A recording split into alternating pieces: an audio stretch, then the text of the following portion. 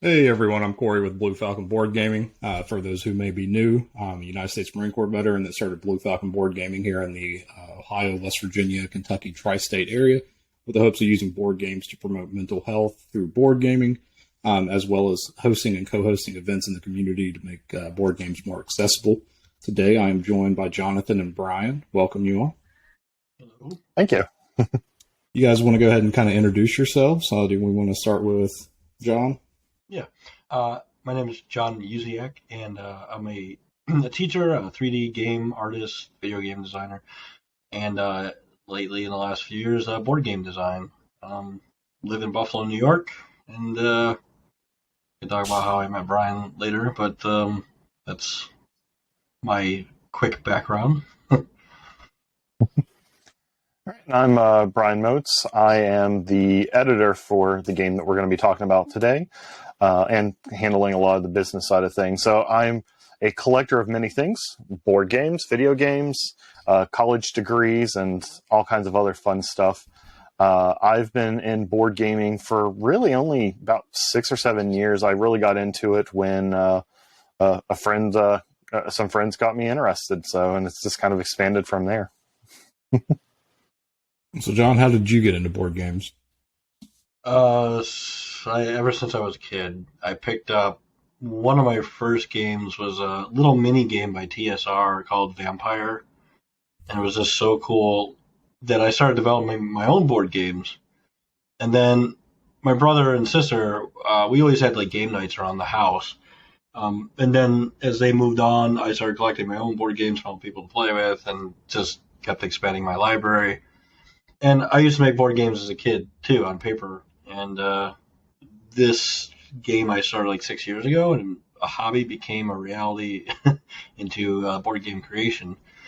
But yeah, that's kind of how it all started, from that little packet and the old D&D red blue box sets.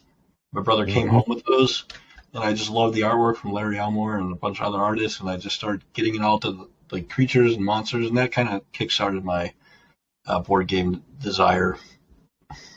So you guys did Skeptics here. Let's see if I can get it in frame. There we go. Somebody want to give a elevator pitch or kind of talk about what Skeptics is, what you do in it, how it plays? Yeah, so everyone's seen some kind of ghost film of some sort, one of the most popular ones being like Ghostbusters. So a lot of people kind of got into the paranormal thanks to movies like that, Poltergeist, and other such films. So this game is heavily inspired by a lot of those types of films and media. And essentially you are paranormal investigators, and you're called to a job to go and find if there's evidence of the paranormal. There's a lot of skeptics out there that don't really believe that ghosts exist, so your goal in this game is to come to one of the 2 locations included in the game and find one of the 8 ghosts, depending on which hunt you're there for, and find enough evidence before time runs out, and maybe you'll prove those skeptics wrong. Mm-hmm. So what's gameplay look like with it? John? The gameplay, it's a co-op game, and you could be like one of 4 investigators, and then you go around the main board is the asylum. You go around an old asylum, and the ghost is going to appear every hour in a random room designated by a room card, and you're going to take those investigators and try to run to that room, and you knock out symbols on this ghost card with dice, and when those are all depleted before the cards run out, the time deck, you win the game. So it's kind of interesting because it has a mix of Kill Dr. Lucky feel to it, Elder Sign, and maybe a little bit of Clue, all merged into like one mechanic that a lot of tweaking over time eventually got to the right amount of play testing led to the final.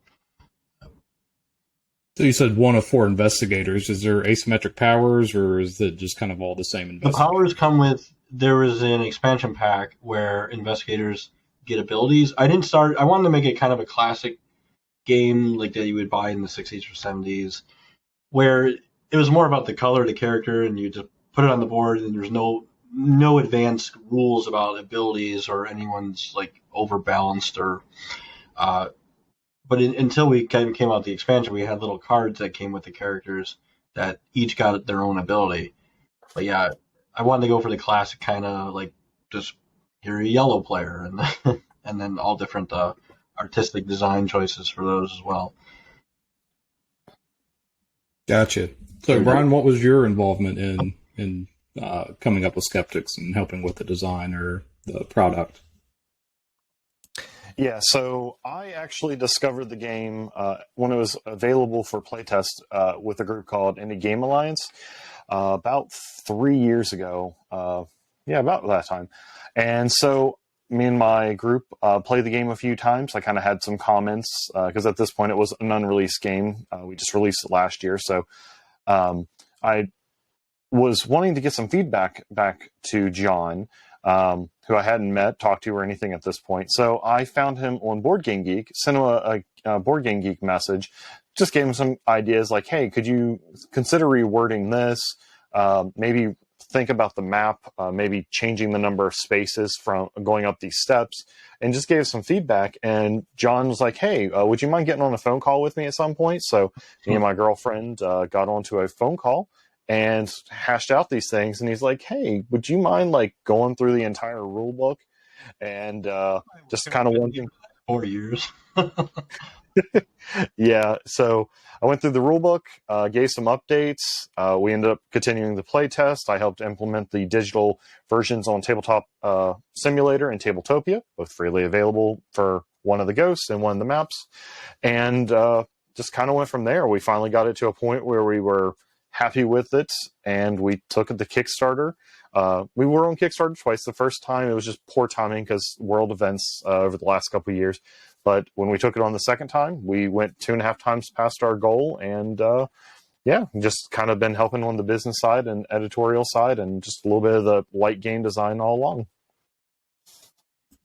Very nice. So it's finished up on Kickstarter. Is this available for purchase anywhere? It is. If you go to usiakgames.com, Jon, go ahead and spell that out. USIAK Games, GAMES.com. And then there's a little. Just make it very clear. Yeah, and there's a little button there that says, it looks like a little notepad or something. You just click on it and say, order Skeptics now. And yeah, you can just fill out a form and we'll just tell us what you want and we'll get back to you about the order. Yeah, we currently only have like about 500 copies left of the game, so we're doing orders via PayPal because we're trying to get it into some stores. So we're trying to keep a small reserve so we can push them into stores. But basically, the form will send us an email. We'll send you a PayPal estimate with the shipping and everything. Or if you're local to one of us, we can meet up and deliver it. But yeah, you fill it out, you let us know what you want, we'll go back and forth, and we'll get you a game shipped out from Quartermaster or ShipQuest if you're in the UK or the rest of the world. So what would be local? I know Jon's in Buffalo, New York. I can't remember. I know you're in West Virginia somewhere, Brian, but I can't remember where. Yeah, I'm up like near Clarksburg, Morgantown. Basically, I can go, almost up to the PA line and whatnot, and about as far down as Charleston, but I have to find another reason to be down in that area as well. So it's one of those things we'll work out whatever we need to do to get games to people. Mm-hmm. So do you guys have any plans on an expansion or any kind of additional content since, you guys are starting to go through your inventory of this and it's going well? I'll start with the big one. So yeah, I've been working on, actually, it's kind of funny. It's been a year now since I first laid out the prototype for the next one. And I figured I could say something because whoever gets the game gets a little postcard with a little teaser. So it's going to be kind of an opera house, but I think I'm just going to call it the theater because I want to go more, like opera house requires more ornamentation design. So I'm building a theater, and right now it's a quad fold board, and hoping on the back we'll do a cathedral. But there's also multiple floors, so you have a second and third floor for the theater. And I play tested probably like 15, 20 times right now as the paper prototype, and only some minor fixes. And now we want to get it on Tabletopia. Mm-hmm. And we also have other ideas for add-ons, but that will come in another time. But yeah, we also introducing a 5th player to this expansion as well. I'm trying to think. more ghosts, more items, lots of new things. And one of the nice things about, so we didn't really touch on this a whole lot when we were talking about the game. So what the expansion essentially does is greatly increases the number of, iterations and different combinations of the game that you can play. So the base game comes with a double-sided board, and you have these little tokens that you place out everywhere. You probably can't see it because of focusing, but you place them out. So every time you load the board, it is very different. Items and evidence are going to be in different places. And then you have in the game the 8 starting ghosts. 6 starting ghosts plus 2 that were expansions during the Kickstarter. So that gives you 16 different iterations. So by us including a brand new map, which is going to be quite an interesting map with the new expansion, you've got just that much more, 50% more content at that point, not even including the extra ghosts, which will be backwards compatible with the base board and everything. And so it's just so much more, even though, it may only be like a new map, some extra ghosts, some new items, but we have a lot of really fun things planned for this next expansion that's going to give it some nice table presence. We'll say that. We don't want to tease too much, but there's going to be some fun stuff with this next one. Is there any other designs for any other games or anything, that's not related to Skeptics that you're working on or that you're trying to plan out? Yes. So I actually am working on a card game. I'm not going to talk too much about it, but one of the ideas that we had been thinking through is Skeptics is a larger game. It takes a little longer to play, 1 to 2 hours. We were wanting to come up with something that could be played in 30 to 60 minutes. So we do have a card game that's going to capture a lot of the feel of Skeptics, but be more compact, maybe not quite the same degree of strategy, but is maybe a little easier for new people to jump onto. Even though this game is not really difficult, it's just there is a little more critical thinking. So we'll be talking more about that. Hopefully we'll be leaking that out to some of our people in our newsletter, which you can sign up at the website. Hopefully we'll have some information out to them sometime this winter. Once John even gets to see it, because I've been working on this as a solo. Too, because you mentioned like outside the Skeptics universe. So I do want to make a few games expansions just to get enough out. I don't want to overdo it, but I do want to make a few more Skeptics expansions, and then I want to maybe branch out to other types of games like fantasy or kids games. This is my kind of idea for the future. It's just I don't want to just be Skeptics, but it's such a big universe that you can do a lot with it that I don't want to leave this genre just yet. So hopefully maybe another, like after this expansion, we'll do one more and then focus on other game types. Because I know Brian has a lot of ideas too. Yeah, we may even talk about the possibility of doing a cryptids version of the game, but that's still a ways off. But we've been discussing that because who doesn't like cryptids? I mean, it's been all the rage the last couple years.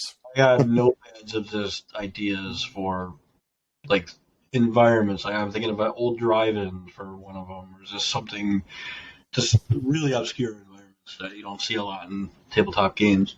So yeah, that's just kind of the future plans. So I'm doing a board game brunch on October 16th at Cicada Books and Coffee here in Huntington, and I'm trying to get like Skeptics to be. I'm going to have Skeptics be like the featured game or whatever.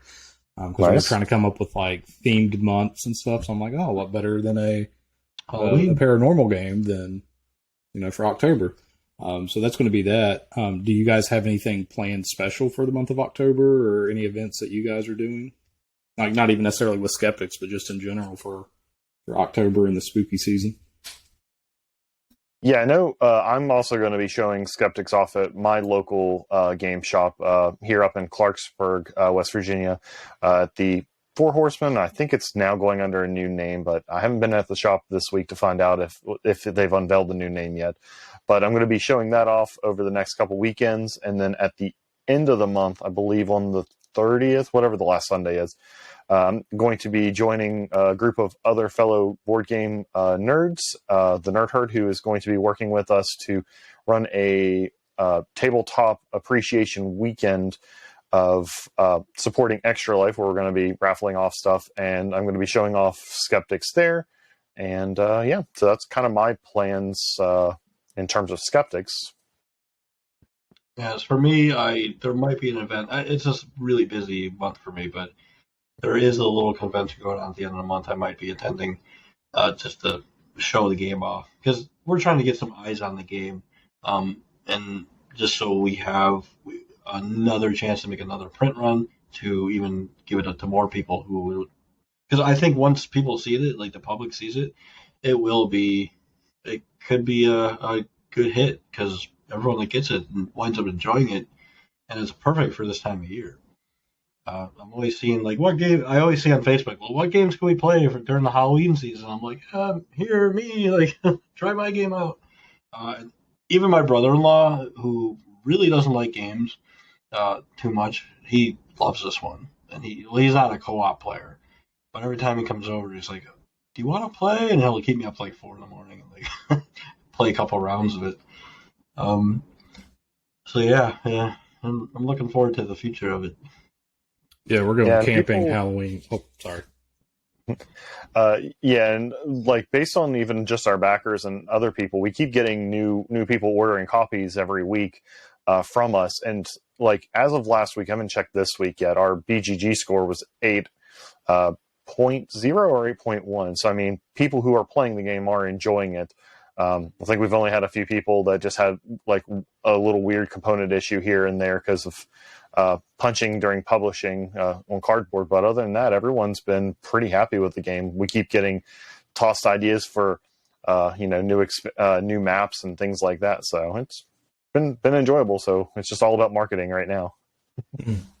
Yeah, I'm going camping the very last weekend of October. So we're taking the kiddo out to Beach Fort, and they usually do like a trick-or-treat Halloween thing for Halloween out there.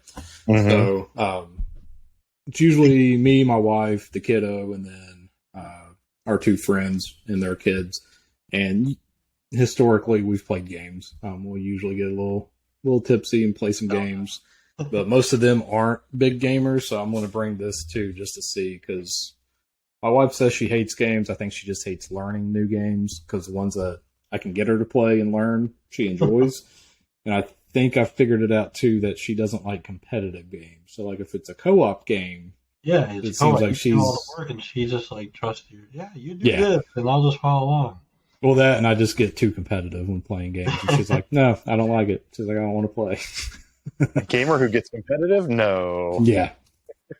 I wanted to bring up, if that's okay, some inspiration I had for this. Yeah, absolutely. I grew up in the 80s. So whoever's familiar with the game, there's a couple ghosts in there that are kind of reflected from movies in the past. So there's a child, and that's like the main like easy ghost, and he's based off the movie The Changeling. So there's a ghost in that movie that slams all the doors and gets mad and just does stuff to the house, and I got the inspiration from that for this game. So when he appears, he like closes doors. I have like a lady in a wedding dress based off Ghost Story from the 80s, and she's called The Woman in White. Poltergeist, obviously, the idea was from the movie. I didn't really take the ghost. I kind of made up my own idea of the ghost there, but that was definitely from that. So in that game, the poltergeist throws objects around, and I just think of when they walk in that room, the kids' room, and all the toys are flying around. I got inspiration from that. And then there's a couple, like Twins. I have a Twins ghost in the expansion, and that's based off my daughters, not The Shining. Although I did think of that, but it is based off my daughters. And that's probably one of the more unique ghosts to go against, because you have to search for 2, not just 1. So it makes the game much more interesting, because you have to split up and figure out how you're going to tackle them. Yeah, and time is reduced by half. Mm-hmm. So, but there's an inspiration for the rest. But I could talk about that another time, because it can go on and on. A lot of inspiration for this game. Yeah, I would definitely, want to see what you guys could do with the cryptid side of it too. I think it's tomorrow, maybe, whenever the new Supernatural series premieres, the Winchesters. It's like the offshoot. The prequel or whatever. Yeah, I'm excited for it. Like, some people are just like, oh, this is garbage, their dad didn't start hunting until after Mary died. Why are they doing a series about them hunting together? I'm like, just enjoy it. Just enjoy the show. Get some more, get some more creepy stuff going out there. Just enjoy it. Like they've already said, it's not canon. Yeah, if you go, just enjoy it. Or enjoy it, enjoy the dialogue, and make it interesting. Like, yeah, just enjoy it. Right? If the MCU can add in multiverses and whatnot, they can too. So this is just a new universe. Yeah. So you brought up Extra Life. You want to talk about what you do with Extra Life and the organization? Sure, absolutely. So Extra Life is a gaming charity raising money for local children's network hospitals across United States and Canada. I don't know if there's any like outside of North America, but essentially about 14 years ago, it all started when there was a girl named Victoria who was sick down in Orange County, Texas, and a group of people met her at like a phone-a-thon, and they got inspired by her story, and they started raising just a little bit of money to help with her hospital costs. She unfortunately passed away, but they didn't want to let that go, so they continued the trend of getting people together, raising money through gaming, and it started in one little county and it spread. And I forget honestly how much money that's been raised, but there's teams across every single state. We actually just got back from Sabosicon, a local convention here in West Virginia, where basically groups of gamers can go to different conventions, try to raise money through booths, fun challenges. You have typically one game day a year, but a lot of us we do other game days throughout the year. But yeah, you basically just raise money. 100% of the money goes to the children's hospital. And when you sign up, you can sign up as just a free member where you pay nothing out of your own pocket. You're just raising money for the spirit of raising money. But we're gamers. We like shiny things. We like a challenge. There's a platinum version where you pay $19 this year to unlock challenges throughout the year. So you raise $200, you can get a t-shirt. You raise $500, you get a silver medal. $1,000, you get a gold medal, and it's pretty nice little swag that's donated from third parties. And then throughout the year, they throw up other challenges, so you can unlock gaming chairs, gaming keyboards, dice trays, dice, various things like that. It just year to year kind of changes, but it's been a big part of my life over the last 11 years, since 2012, and we do great things as gamers, so why not help those who are in need and put some good karma back into the world. Very nice. Yeah, we just my group just got back from Sin City Con yesterday, and that was one person's first convention that they'd ever been to, and then the other two, they went to Origins and Gen Con with me. Nice. But we got to talking and stuff, and it was like, we were running the tournaments for Envoy. We had 8 different games to run. And so I figured it up, and it was like 96 seats is what we had come through us all together. And we were talking and stuff at dinner, and they were like, I haven't met anybody here that's been like a jerk. Like, everyone's just been super nice. Everyone's so easy to talk to. And I think that's just kind of like a common theme in the board game community. I don't know about the video game community because I'm not in that one as much, but like, just everyone's always super nice, trying to help out. One buddy, he picked up the whole box, all 4 boxes of Dimension, but he didn't grab it by the bottom, so it came stumbling out. And if you've played Dimension, you know that there's about 300 tiny pieces. Those little balls go everywhere. Well, just like there was like 3 people that just instantly ran up and started helping him put it in and stuff, and it was just like, okay, these are my people. Yep, I have my copy right there, actually. I mean, gamers get a kind of a weird stigma. Some of it, of course, we earn. But I mean, that's just every niche is going to have that. You have your sports fans have their kind of the great things about them. They also have some drawbacks. Gamers, same way. I mean, every community has that. But yeah, almost everybody I've met through gaming in the various formats have just been amazing. So I think more people should give gaming a try because it's not just Monopoly and Sorry and those types of games these days. We have games like Skeptics that can bring people together to, help each other, work together, come up with cool strategies. It's critical thinking in some of the games. There's just so many good benefits through gaming that I think people miss on just because they think, oh, it's just people playing like Magic the Gathering or something like that, right? In a dark basement or in the back of a game store or something. There's way more than that to gamers. So to kind of wrap up, what would be the top 3 games that you guys would want to get to the table right now if you could? You can go, John. Behind Brian, Answers of Madness. I love it. I haven't played the second edition yet. I would love to try that. Also, another game I would like to get back to the table is Hero Quest. I had it, I sold it, and then I rebought it last year. And the thing is, I collected over 10,000 miniatures to do stuff with the Hero Quest game and just expand upon it. I kind of made it my own game eventually. So even I sold all that, I rebought most of that stuff back.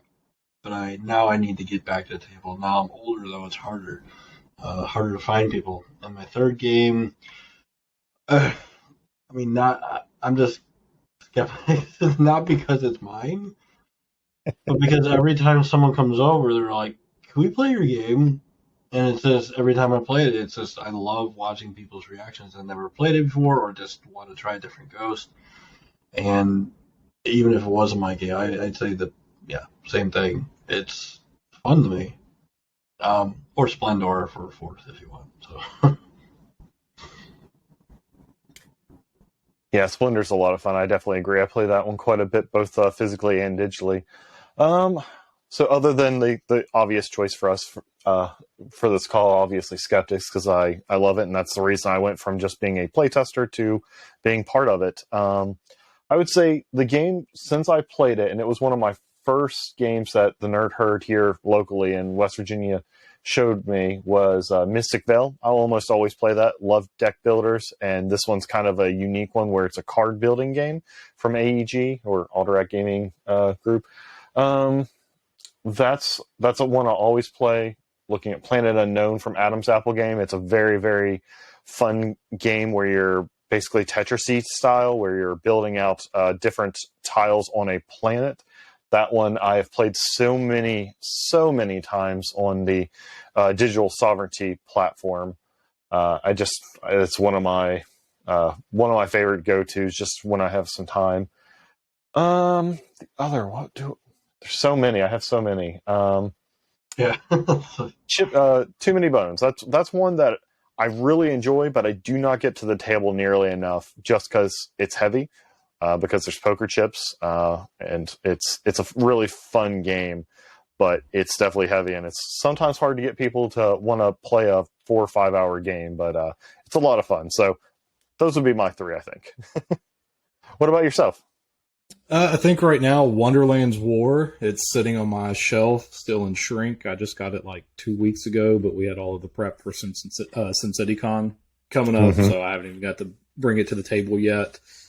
Skull King, I want to play it again. I played it for the first time at SimCityCon, and I absolutely love spades. And I'm just like, oh, this is spades with a few special abilities. Spades card game? Okay. Oh, I love spades too. Yeah. Yep. Euchre is my favorite, actually. Actually, yes, Euchre would be a game to get to the table. Yeah. And then probably Kites. It's a new one. It's Floodgate Games, I think, is the publisher for it. Yep. But you've got 6 or 7 collared timers, like sand timers that you're flipping out. There's a white one, and then the rest of them are all individually collared, but it's a co-op game.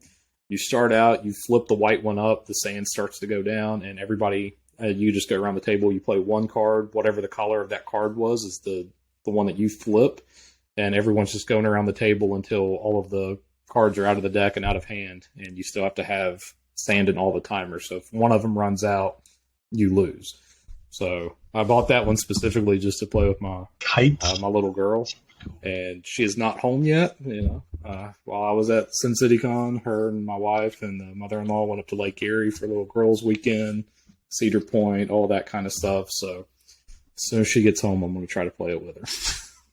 That sounds really fun. Have you played any games on the Sovereignty platform? Because Skull King is also on there. If you have not, Is it? We played. It is. We played one game. I think maybe it was Point Salad before it went to BGA, because I think it's on BGA now. Yep. But I haven't played a whole lot on Sovereignty. It's been more BGA, and then some of the Tabletopia, Table Simulator. I forget which one it was. I'm doing some playtesting on that for the Disney Sorcerer Arena expansions.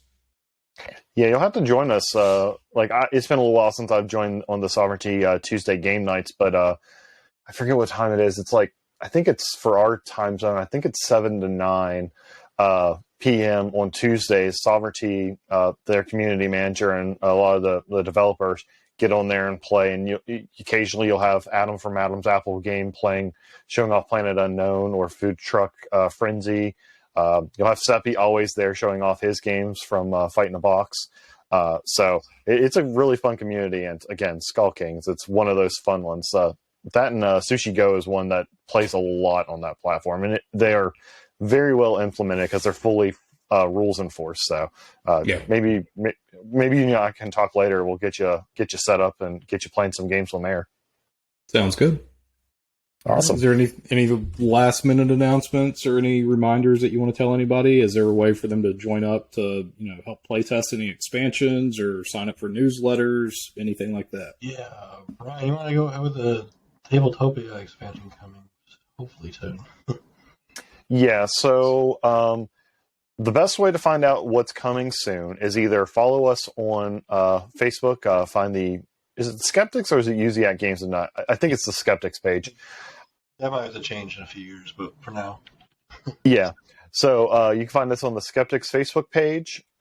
Alternately, and probably what we'll shift to eventually, will be our newsletter, which you can go to usiakgames.com and sign up for. We will have playtesting opportunities sometime this winter for either the expansion for the board game, probably both actually, and the card game when we reveal a little more information about that. That's definitely the best ways to keep up. We're going to try to get in the habit of sending out a newsletter once a month. I just need to actually do it. But that'll be definitely the best ways. And it'll be on Tabletop Simulator more than likely. So if you want to play test, get a copy of Tabletop Simulator when Steam decides to put it on one of the Steam sales. Very nice. Just it's funny here because I've got my camera on my thing here too, where I can see it. And usually it will do a white or a yellow line around faces, and it's just randomly doing yellow lines while I'm talking to you guys. I'm like, okay, this is a little creepy. It's ghost. I'm in my basement. I'm like, okay, nobody's up, nobody else is home, and just it's popping up. Okay. Maybe I remember. Yeah, I remember being young, and I was at my cousin's house, and we could sit in his living room, and we did it for hours at a time, and we'd be like, Fred, open the door, and the door would just kind of creak open a little bit, and we'd just, Fred, close the door, and it would just close a little bit, and we would do that for hours. And now I think about it, and I'm like, that's terrifying. What were we doing?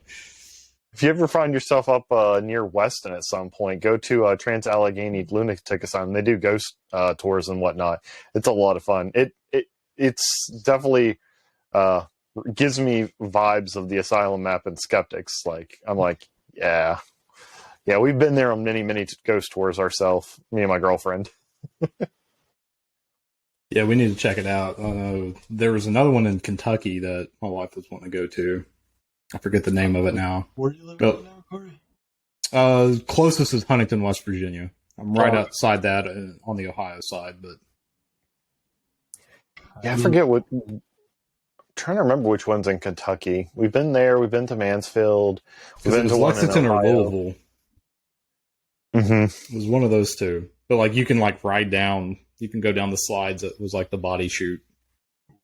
Yeah, my girlfriend just shouted something. I'm not sure if she said Waverly or what she said. Waverly is what she says. Yeah. Yep. All right. Well, you all, it's been a blast. As soon as this gets uploaded and everything to the Riverside cloud, I'll download it and get it over to YouTube. Should be on the Facebook page tomorrow. That'd be awesome. Thank you very much. Nice meeting Yep, you. and I'll tag everybody in it. And definitely, if you ever want to play on Tabletop Simulator Topia, just get a hold of one of us. We'll play with you. Yeah, we could Absolutely. definitely do a digital playthrough and do a stream of that if you wanted to at some point. We've done it quite a few times. And Yeah, when you do it with abs- us too, even after you read the rules, you do it with us. You're like, oh, that's how that's played, and like because some things in the rules, like about timers and certain things, that people just need a little bit extra explanation for, or it's played, and then they get it. But overall, the rules are pretty simple. Yeah. Sounds good. Well, I appreciate very much you all. Yeah, appreciate it. Thank you very much. All right. Have a good evening. You too.